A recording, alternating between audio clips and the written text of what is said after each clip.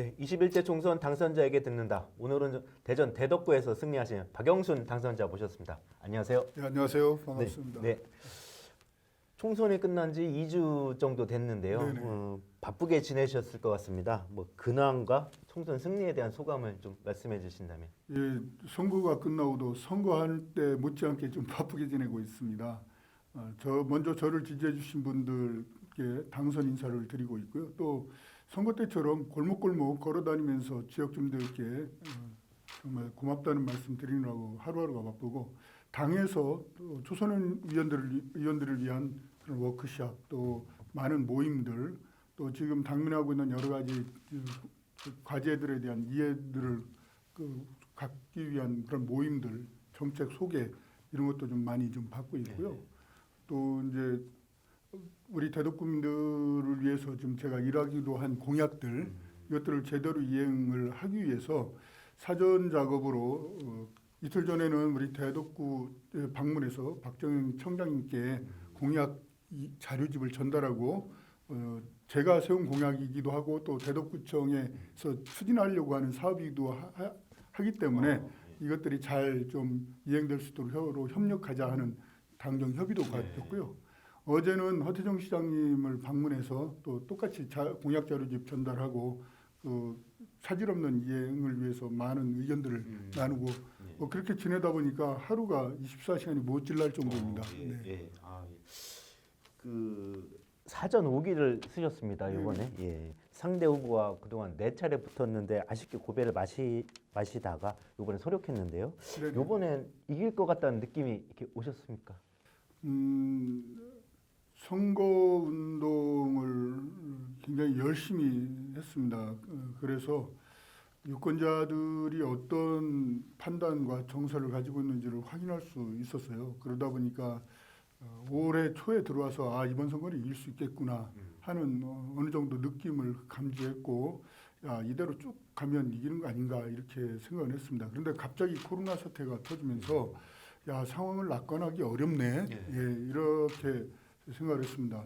그런데 어쨌든 정부에서 또 문재인 대통령과 모든 의료진 또 시민들이 잘 협조하고 지혜롭게 이렇게 대처한 바람에 문재인 대통령과 정부의 지지율이 올라가면서 그런 좀 오히려 이게 전화위복의 계기가 되고, 또 지역 주민들께서 제가 그동안 4번씩 상대 후보에 떨어지고도 포기하지 않고 우리 지역 발전을 위해서 고민하고 지역 주민들과 항상 함께 호흡하고 한 이런 점들을 높이 평가해 주셨기 때문에 이번에 저에게 기회를 주신 거 아닌가 이렇게 생각을 하고 있습니다. 예. 그 상대 후보와의 경쟁도 뜨거웠지만 그 당에서 그 공천을 받기까지의 그 과정도 참 롤러코스터가 심했습니다. 소위 뭐 죽었다 살아났다는 뭐 이런 그 무스갯소리도 나왔는데 어떠셨습니까, 심정이? 예. 이거 뭐 참 천신만고 끝에 살아나서 당선이 됐고 또 지옥문 앞에서 살아나온 그런 심정이고요. 뭐 많은 분들이 죽었다 살아났다고 쉽게 표현하시는데 사실 그렇죠.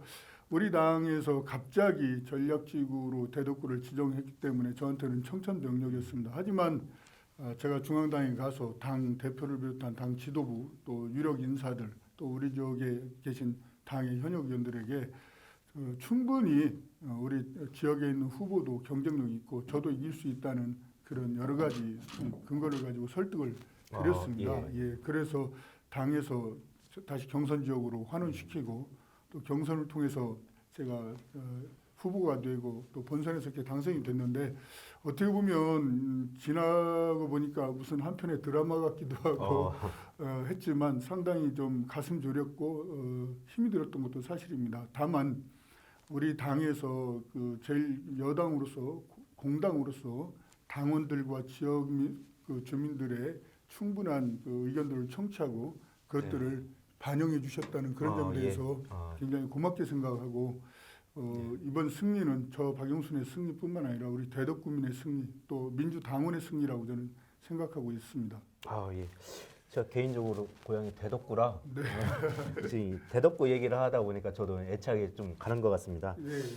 천신만고 끝에 이런 표현을 써주시면서 이제 국회 입성하신 하게 되셨는데 네. 앞으로가 중요한 것 같습니다. 그렇죠. 총선 공약 중에 눈에 띄는 게 혁신도시 유치와 트램 지선 연장 네네. 이렇게 두 가지가 있었는데 네네. 설명해 주신다면. 예. 다 아시는 것처럼 혁신도시법이 개정이 돼서 우리 대전시와 충남도도 혁신도시로 지정을 받을 수 있는 법적 요건을 가지게 됐습니다. 앞으로 시행령이 이제 만들어지고 본격적으로 혁신도시 시즌 2가 이제 추진되면 우리 대전시에서도 허태정 시장님이 혁신도시 후보지 지정 요청을 국토부에 해야 됩니다. 그럴 때 그 낙후된 우리 대덕구의 공공기관이 혁신도시로 지정받아서 이전이 된다면 우리 대덕구의 혁신 성장의 동력이 될 것이다 이렇게 판단하고 또 대덕구에는 인구도 많이 유출되고 일자리도 감소하고 있는 상황인데 그 혁신도시 지정과 또 공공기관 이전을 통해서 일자리도 많이 생기고 또 경제도 활성화되고 이렇게 한다면 너무 큰 도움이 되지 않을까 생각을 해서 제가 국회의원이 이제 등원이 되면 이제 그 일에 많은 역량을 쏟아 부으려고 생각을 하고 있고 또 공공기관이 오면 의무취업이 우리 지역의 청소년들에게 한 30%까지 되기 때문에 청년들 취업 문제도 많이 해결될 수 있고 그래서 이것을 굉장히 하려고 노력하고 있고요. 트램은 현재 대덕구는 중리사거리에서 연축동 트램 차량 기지까지만 지금 기본 계획이 설계되어 있습니다. 그런데 이 연축동 차량 기지에서 회덕역까지 연장을 해야 도시철도선 3호선 역할을 하는 충청권 광역철도망 1단계 사업과 이게 그 환승역으로 맞물려서 또 더 큰 시너지 효과를 낼 수 있기 때문에 제가 이번 그 총선 공약에서 트램 노선을 연축역에서 회덕역까지 연장하겠다 이런 공약을 했고요. 어제 허태정 시장님께도 이런 저의 그 공약을 설명드리고 했습니다. 그래서 앞으로 물론 여기에는 이제 또 다른 이제 예산이 필요하고 노력이 필요합니다.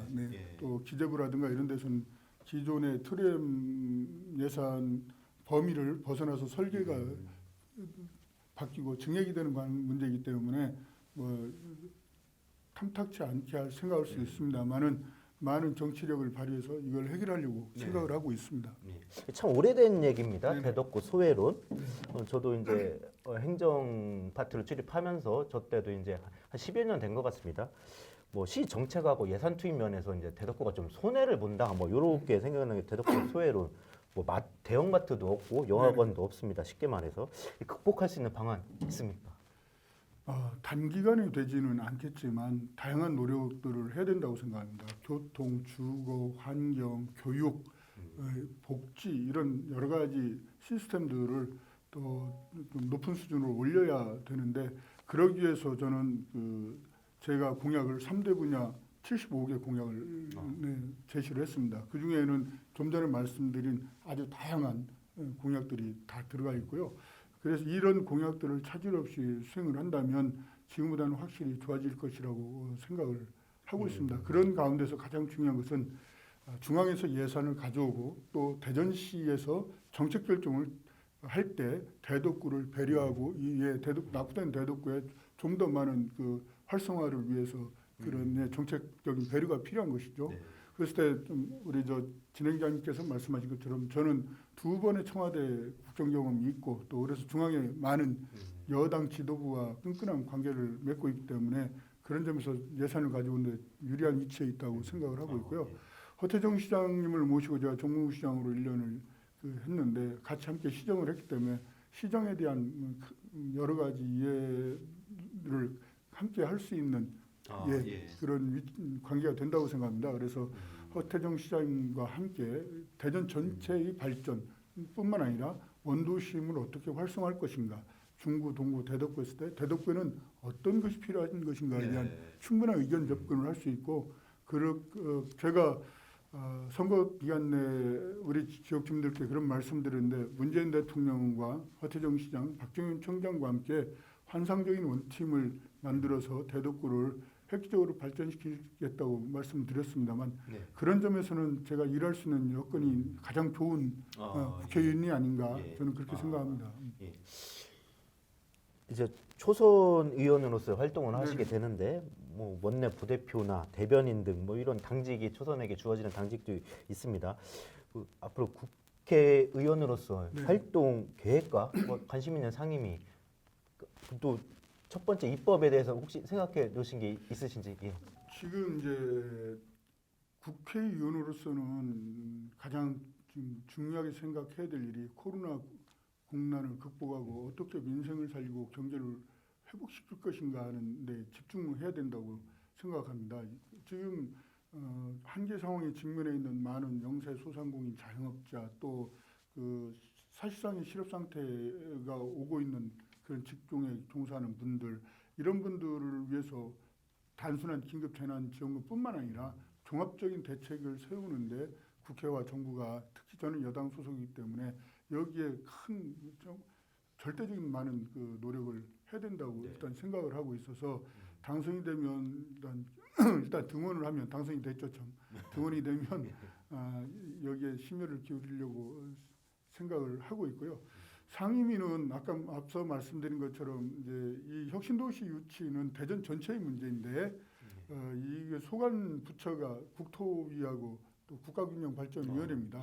그래서 이걸 담당하는 국회 상임위원회가 국토위입니다. 예, 건설국토인가요? 그래서 그 상임위에 가서 활동을 하는 것이 좋지 않을까 이렇게 생각을 하고 있고 뭐 그건 거기에 상임위가 인기 상임위라고 해서 많이 몰린다고 그러는데 만약에 그게 안 된다면 저희 지역에는 대하동공단과 신탄진 공단이 있어서 이 공단뿐만 아니라 중소기업들이 많이 있습니다. 또 소기업들도 많이 있고 그다음에 이런 기업들을 지원하기 위한 산자부에 배속되면 좋겠다. 아니면 뭐 세 번째 희망으로는 저희 지역에 공단이 있는데 환경 문제라든가 또 노동 문제 등을 위해서 환노위에 가서 활동하는 것도 나쁘지 않겠다 이런 생각을 하고 있습니다. 벌써 시간이 이렇게 그 당선자분과 대화를 하다 보니까 시간이 벌써 이렇게 지난 것 같습니다. 마지막 질문인 것 같습니다. 예. 박영순의 정치는 이것이다. 뭐 어떻게 이제 시청자 여러분께 설명해 주신다면? 저는 일단 뭐 초심을 잃지 않고 겸손한 정치를 하겠습니다. 국회의원으로서 우리 지역 주민들께서 자부심을 느낄 수 있도록 막말이라든가 고성을 지른다든가 싸움하지 않고 정말 논리정연하고 품격 있는 이런 정치를 하겠다는 말씀을 꼭 드리고요. 또 언제나 열려 있는 마음으로 지역 주민 누구와도 격의 없이 소통하는 그런 친근한 이웃으로서 정치를 하겠습니다. 마지막으로 정치인이지만 가장 열심히 일하는 소같이 열심히 일하는 그런 정치인이 되겠습니다. 그래서 우리 지역 주민들의 기대를 저버리지 않고 지역 발전을 가져오고 또 국민들에게 기쁨과 희망을 주는 그런 정치인이 되겠습니다. 저를 선택해 주시고 일할 기회를 주신 우리 대덕구민 여러분께 거듭거듭 진심으로 머리 숙여 감사드립니다. 고맙습니다. 예, 오늘 나와주셔서 감사합니다. 네. 감사합니다.